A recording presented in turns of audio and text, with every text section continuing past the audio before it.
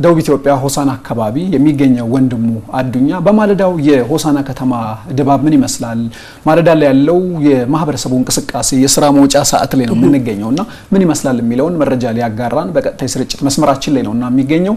ወንድሙ እንዴት አድረሃል?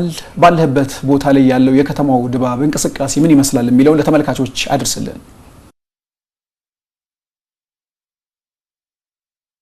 አመሰግናለሁ ሞሊቶና አመለወርቅ እንደምን አድራችኋል? ተመልካቾችም እንደምን አድራችኋል? እንግዲህ አሁን የምንገኘው በማዕከላዊ ኢትዮጵያ ክልል ሆሳና ከተማ ነው የምንገኘው። የሀዲያ ዞን መቀመጫ ነች፣ እንዲሁም ደግሞ የክልሉ የፖለቲካ ማዕከልም ጭምር እንደሆነች እናስታውሳለን።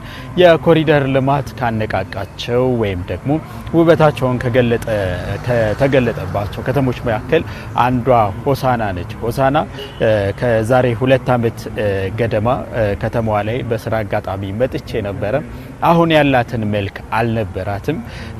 ምንም እንኳን የተለያዩ አገልግሎት ሰጪ ተቋማት ቢኖሩባትም ሰፋ ብለው ከሌሎች አካባቢ በተለየ መልኩ ሰፋ ብለው የሚታይባት ከተማ ብትሆንም የመንገድን ጨምሮ የተለያዩ የመሰረተ ልማት አውታሮች ግን እንብዛም ያልነበረባት ከተማ ነበረች።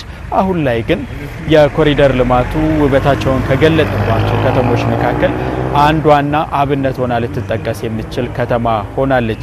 እንግዲህ በምሽትም ይሁን ማለዳ ላይ የነበሩ ድባቦችን በከተማዋ ዞር ብለን ለመመልከት ጥረት አድርገናል። የማለዳዋን ብንመለከት እንኳን የተለያዩ የህብረተሰብ ክፍሎች ወደ ስራ ገበታቸው የሚሄዱበት ሰዓት ላይ ነው አሁን የምንገኘውና በየመንገዱ ከትራንስፖርት አማራጭ ይልቅ በእግር የሚጓዙ ዜጎችን መመልከት ችለናል።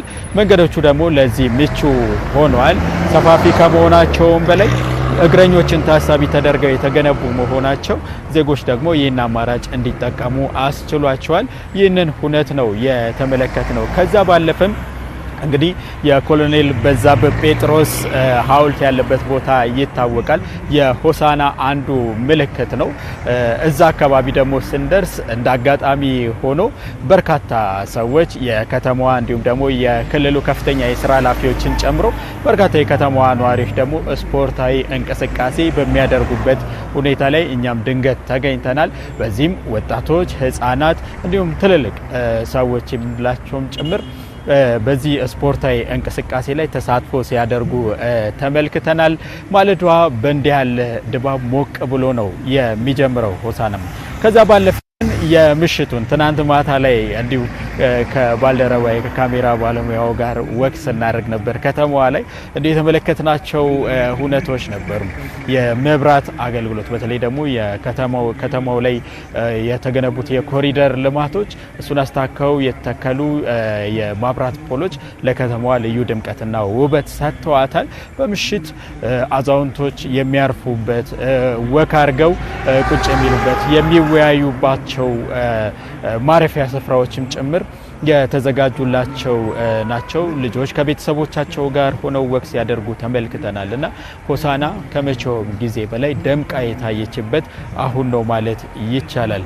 በተለያየ አይነት መልኩ ከተማዋ በመነቃቃት ላይ ነው የምትገኘው። እነዚህ ሁነቶች ደግሞ ከተማዋን በልዩነት እንድትጠቀስ አድርጓታል። ሞሊቶና አመለ ለማለዳው ያስኳቸው ጉዳዮች ሆሳና የተመለከተው ይህን ይመስላል።